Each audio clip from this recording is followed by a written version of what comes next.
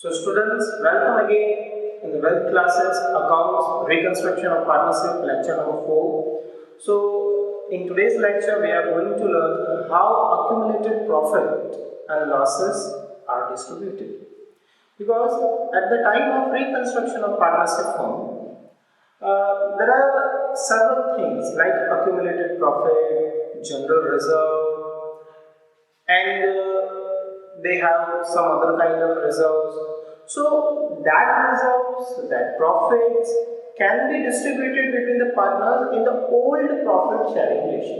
क्योंकि यहाँ क्या होने वाला है कि प्रॉफिट शेयरिंग रेशियो चेंज होने वाला है।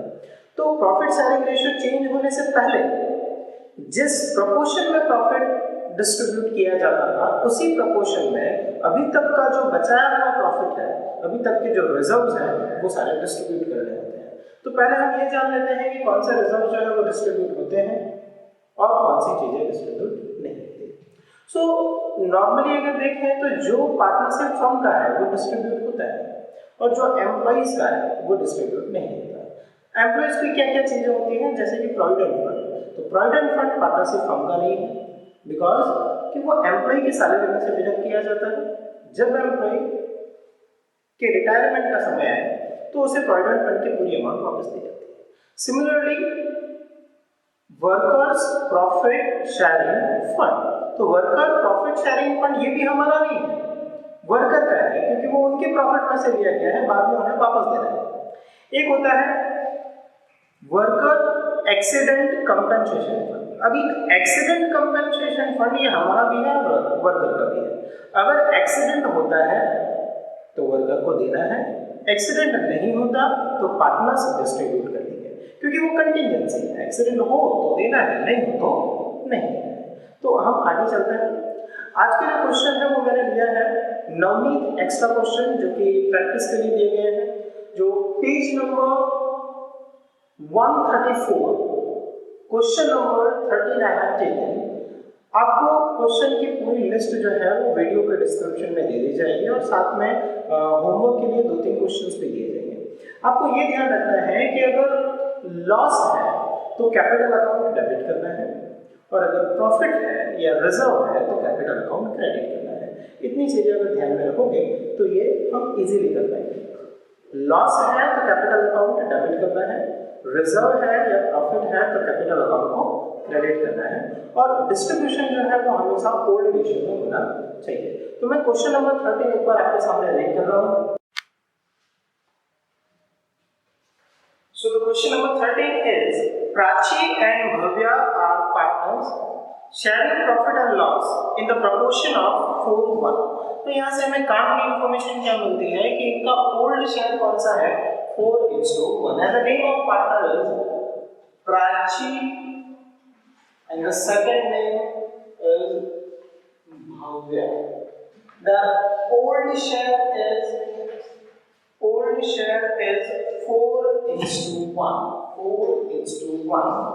and they determine to change their profit loss sharing proportion to 2:1, and the new share is 2:1. On 31st May 2017, past journal entries showing distribution of accumulated profit and losses in the books of the firm, profit and loss account credit balance 30,000। तो पहले बात करते हैं profit and loss account credit balance 30,000। See profit and loss account का credit balance है means profit है, debit balance है मतलब लॉस। तो यहाँ पर आपको क्लियरली लिखा हुआ है profit and loss account credit balance, तो वो प्रॉफिट है। प्रॉफिट को डिस्ट्रीब्यूट करने के लिए कैपिटल अकाउंट को क्रेडिट करना है, कैपिटल अकाउंट क्रेडिट होगा तो प्रॉफिट एंड लॉस अकाउंट जो है वो डेबिट हो जाएगा। तो इसकी एंट्री जो है इस तरह से पास आउट की जाएगी। Entry number 1, profit and loss account debit 2।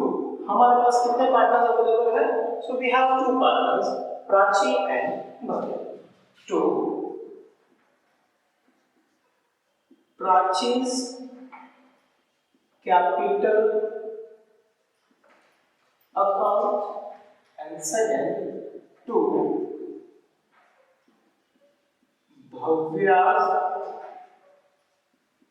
Capital account. P&L account credit balance was 30,000। कौन से रेशियो में डिस्ट्रीब्यूट करना है? तो ओल्ड रेशियो में डिस्ट्रीब्यूट करना है। हमारा ओल्ड रेशियो क्या है?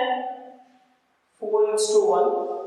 4:1 में अगर आप 30,000 को डिस्ट्रीब्यूट करोगे तो 4 and 1 5, 30 divided by 5 6, 6 4s are 24,000, 6 1s are 6,000।